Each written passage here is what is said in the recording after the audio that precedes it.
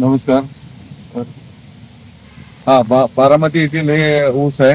हा आम्ही यांचं जवळजवळ 60 एकर ऊस आहे. रापेरचा. तर यांना आम्ही जबरदस्ती 8 फुटी सरी घ्यायला लावली आणि त्यांना सांगितलं होतं कमीत कमी 25 ते 30 फुट येतील एका डोळ्यावर. तर आम्ही 8 बाय 3 ला लावलेलं आहे.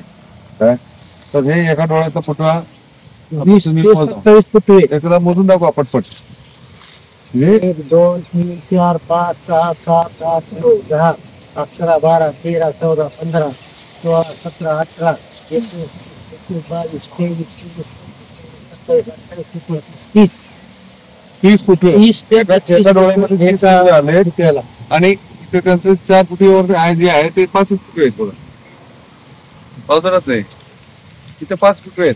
त्याने ऐकायला तयार नव्हतं तर आपण किती 1 एकर केलं ना. 1 नाही 3 एकर 3 एकर 3 एकर 8 फुटी केलेले. रोड लगत आहे, कोणाला बघायला येतं मिळेल. तेच पवार साहेब यांच्यात गोविंद बागे समोर श्री चहा सराफ यांची 1 ऑगस्टची 1 ऑगस्ट ती रोपाची लागण 3 एकर केलेली आहे. सदर लागणीला लागण करत असताना ग्रीन पॅलेटचा DAP, पोटॅश, क्रोम, भूमी, calcium, magnesium, sulphur, zinc sulphate असा आम्ही डोस दिला लागण रोप लावताना. आणि हे आपलं तुमचं लिक्विड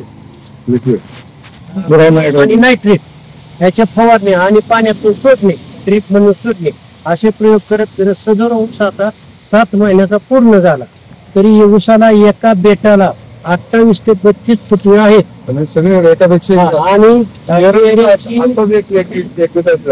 पेऱ्याची टाकी 1 इतापर्यंत आहे. आणि ऊसाची जाडी सुद्धा समोर फोटोतून बघताय.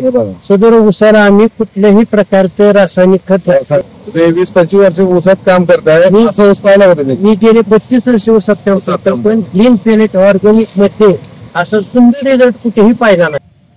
असा ऊसाचा रिझल्ट आहे. तरी अजून आम्ही पाण्यातून